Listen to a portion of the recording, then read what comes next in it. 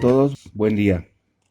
Antes de entrar de lleno al podcast de hoy, quiero hacer una aclaración muy rápida en el sentido de cuál es la diferencia entre un civil y un militar y el por qué un militar debe ser una persona confiable, ¿no? En la sociedad.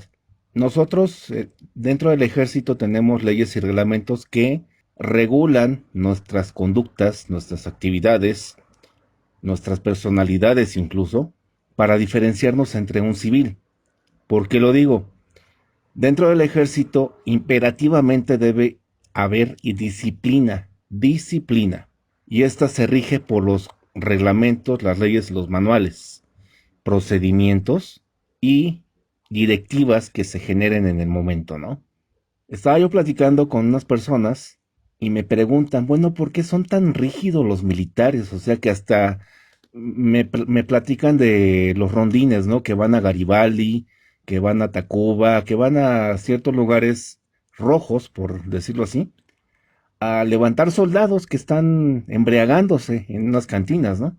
Yo les contesto, bueno, es que se supone que los militares debemos ser controlados, debemos estar al margen de los vicios, ¿no? O sea, ser controlados en ese sentido.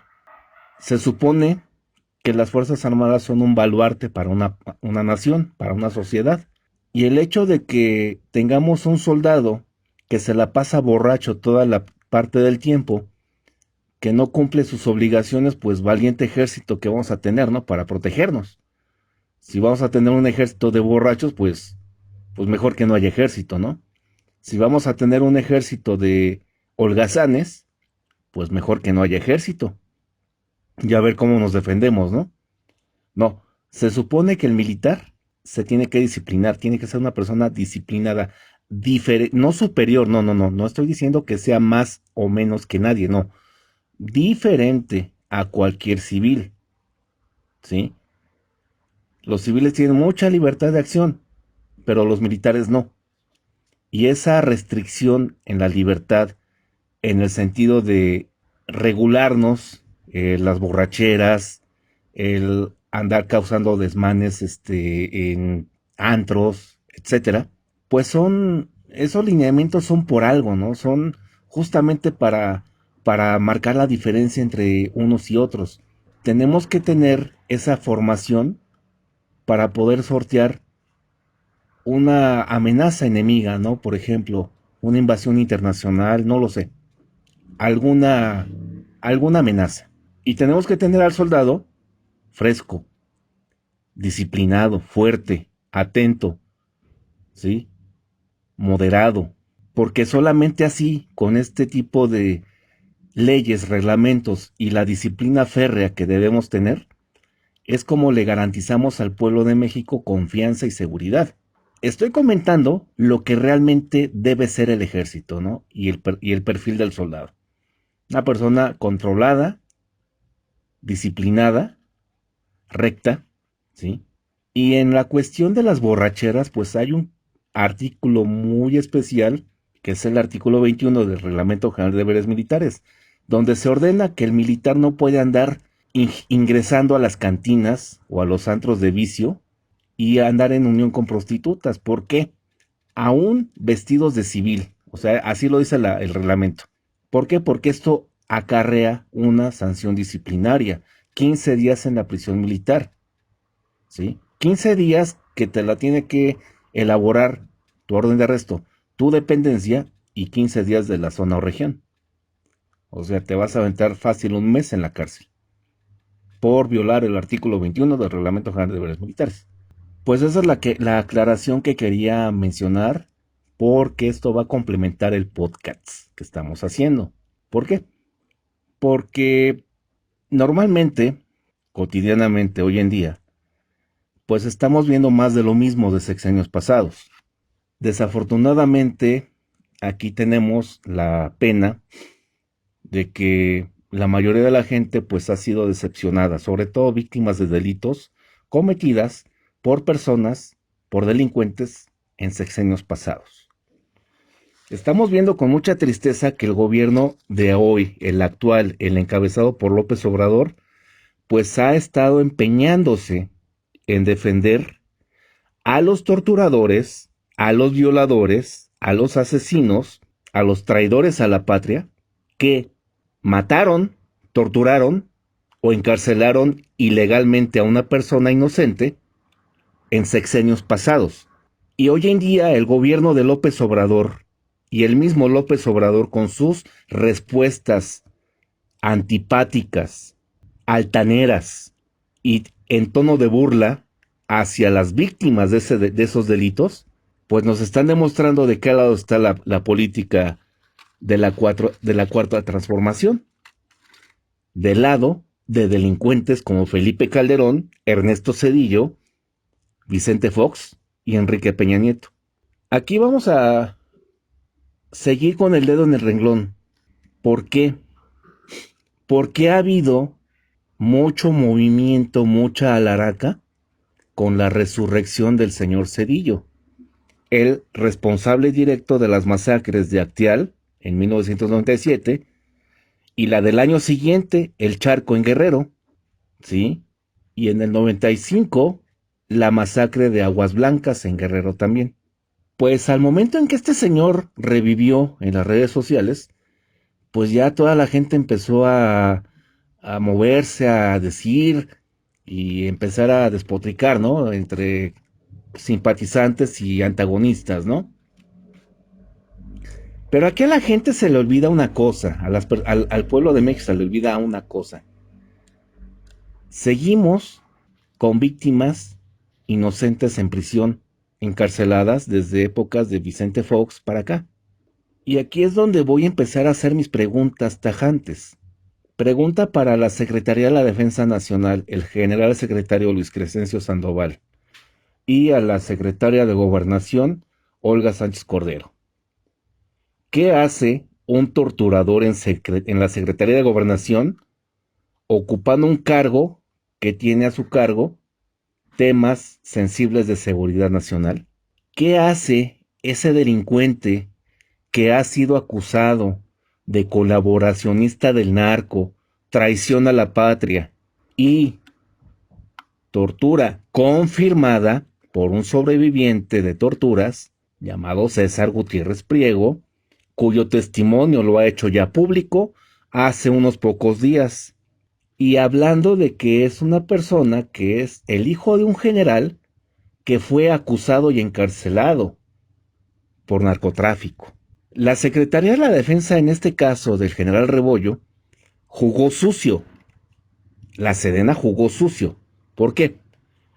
Porque si el general Rebollo para la Sedena era culpable, ¿por qué torturar al hijo? ¿Y por qué amedrentar y amenazar a la familia?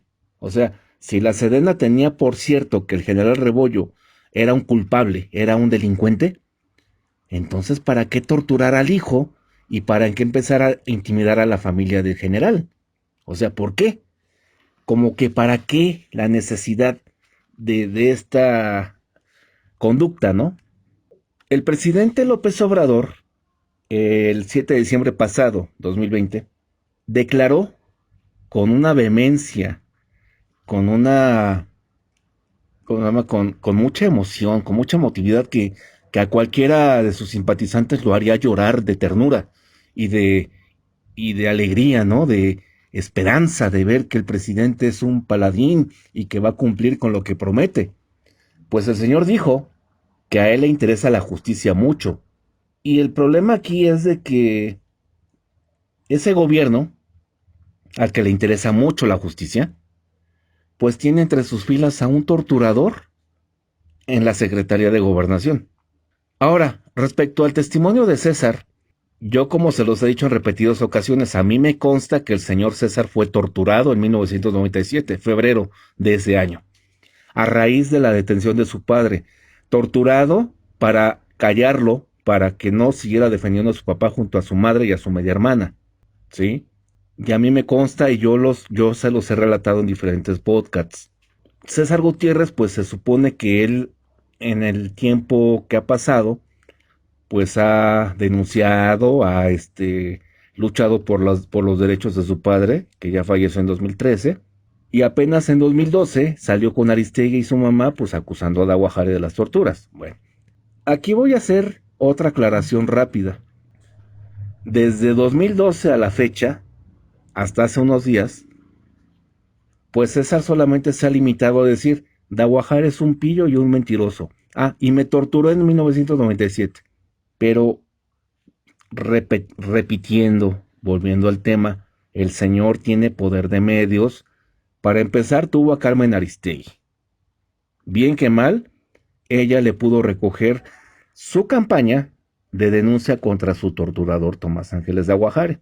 Se brinca a otros medios, Milenio, El Heraldo, La Silla Rota, etcétera. Pero pues el señor ha hablado nada más como experto en temas militares, ¿no? Nada más, o sea, aquí tenemos al abogado y experto en temas militares y vamos a hablar de los soldados que hicieron este operativo, ¿ok? Y se pone a hablar de otras cosas excepto de denunciar a su torturador. Ahora, con el poder que César tiene, pues desde cuándo de Aguajare ya debió haber estado en la cárcel por el delito de tortura nada más. Solamente por el delito de tortura, Tomás Ángeles de Aguajare, si César Gutiérrez hubiera querido, de Aguajare hubiera estado preso desde hace muchos años. Es más, ya habría muerto en la prisión. Por eso es que yo, el sargento Alejandro, de manera directa y tajante digo, César, gracias.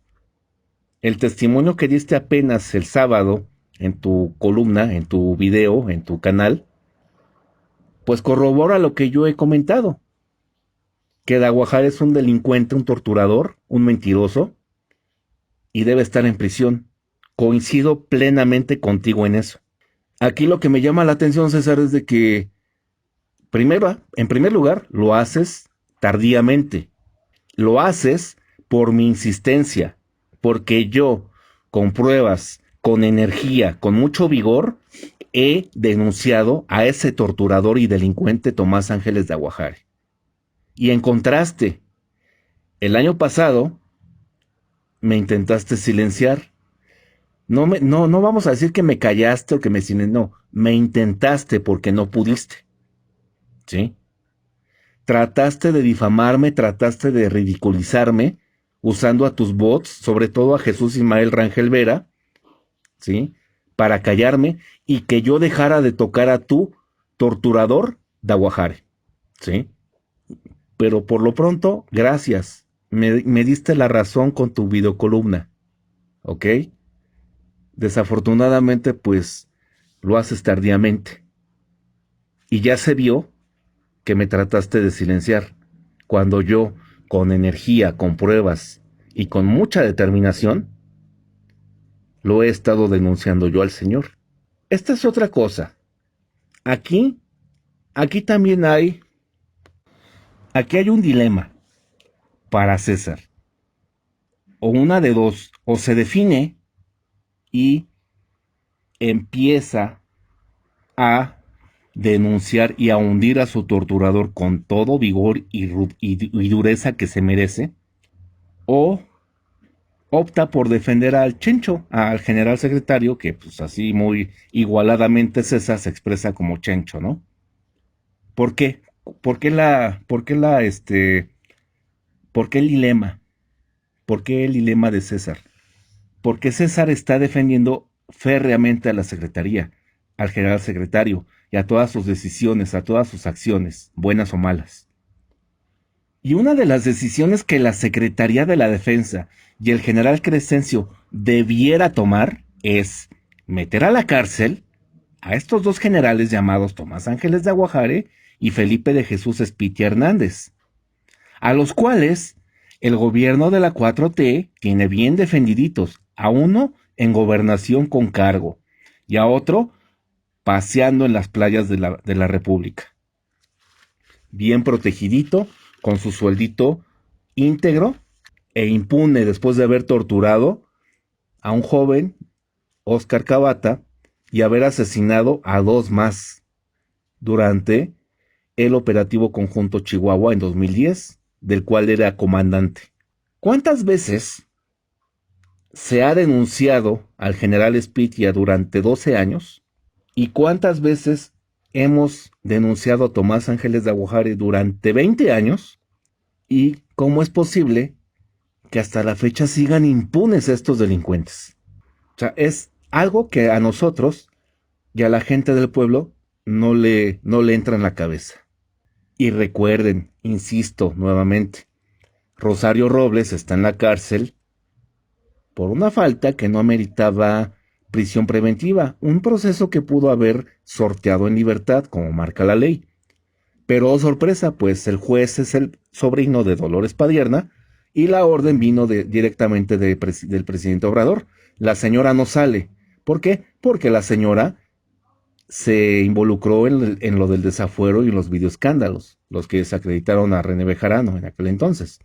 Y por venganza de López Obrador, la señora Rosario pues está en la cárcel.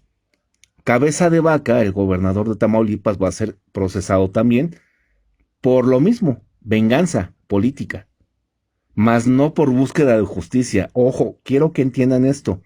Estas persecuciones, Rosario Robles y Cabeza de Vaca, en realidad no es para buscar la justicia, no es para la búsqueda de la verdad en la cuestión de un delito, ¿no? Para castigar un delito realmente.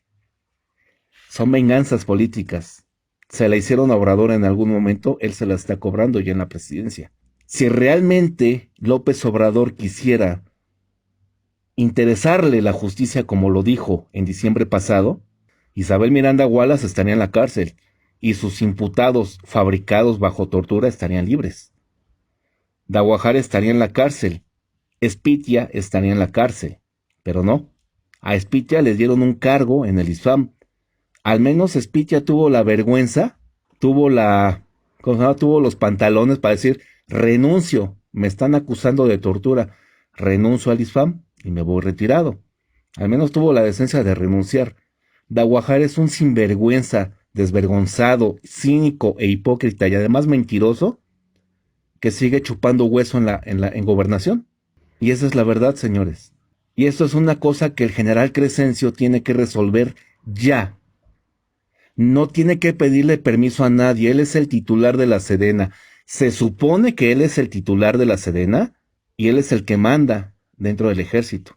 Pero si le tiene que pedir permiso a su general secretario Enrique Cervantes y a la cúpula de narcomilitares que regentean en triunvirato la secretaría, triunvirato, Cervantes, Macedo y Daguajare, el triunvirato mandante en la Sedena. Si Crescencio tiene la tibieza de decir, ay, déjenme pedirle permiso a mi cofradía, a mi triunvirato, para ver qué me ordenan, no. Entonces no eres el secretario, eres un pelele. La secretaría está bajo tu cargo, mi general. Tú eres el que manda en la Secretaría de la Defensa, no los retirados, no mandan los que te precedieron, no, mandas tú y se supone que perteneces a un gobierno de izquierda que se supone que le interesa la justicia, pero en realidad pues lo que estamos viendo tristemente es que solamente agachas la cabeza y estiras la mano por el billete y no das la justicia que muchos militares deseamos y no pones el castigo que le corresponde a los torturadores que ya he mencionado. Cuando, por obligación, por el hecho de que estas gentes son militares, deben ser castigadas conforme al Código de Justicia Militar. ¿Por qué? Porque cometieron sus crímenes cuando eran militares en el activo. Y eso la Secretaría tiene mucho que responder. El general Crescencio debe de responder muchas cuestiones. Y la primera es, ¿por qué no está en la cárcel Daguajare ni Espitia?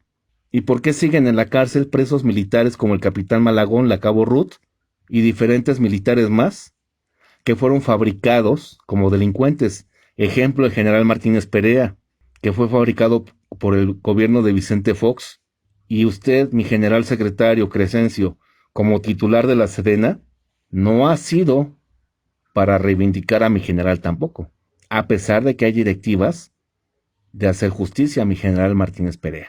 Hay la obligación de procesar a Daguajare y a Espitia por sus delitos. Mi general secretario, le pregunto, ¿cuándo va a procesar a estos dos delincuentes? Secretaria de Gobernación, ¿cuándo va a tener la honorabilidad de destituir a su elemento que ocupa el cargo de coordinador de seguimiento federal y el cual es un narcotraficante, traidor a la patria y torturador, como Tomás Ángeles de Aguajare? Ahí les dejo estas preguntas al aire. Esperemos que sean los propios secretarios los que nos contesten y no nos manden lacayos como la otra vez.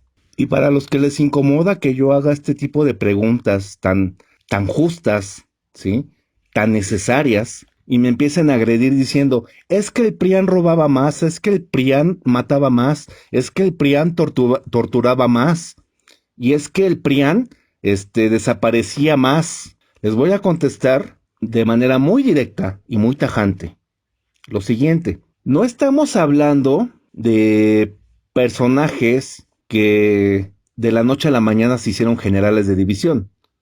¿Sí me explico? O sea, que hayan sido elevados al generalato el día 1 de noviembre de 2018 y que dentro de la cuarta transformación hayan cometido sus crímenes. No, estamos hablando de delincuentes que sirvieron bajo las órdenes de Ernesto Zedillo, de Vicente Fox, de Felipe Calderón, de Enrique Peña, y que hoy el presidente Obrador, el presidente que está en contra de la mafia del poder, ese presidente que le interesa la justicia, ese presidente que ha sido comparado hasta con Jesucristo, sea el primero que defienda a estos narcotraficantes, torturadores y asesinos. Y que digan ustedes, los que agreden, y el mismo presidente nos digan a nosotros que por estarlo cuestionando de esta forma somos conservadores fifís de la mafia del poder, que tenemos intereses creados. Les contesto lo que sigue. Yo, Sargento Alejandro, ni soy fifí, ni soy de la mafia del poder. Tan es así que yo, en pleno calderonato, me uniformé, me puse el uniforme y marché junto con otro grupo de militares del Zócalo a San Lázaro para protestar los genocidios que Calderón estaba haciendo en ese entonces. Y estamos hablando del año 2008, pleno calderonato. Y esto va para los que me preguntan, ¿y es que tú qué estabas haciendo antes cuando el PRI robaba o cuando el PRIAN robaba? Pues esto. Y un poquito antes apoyé la campaña de López Obrador en 2006.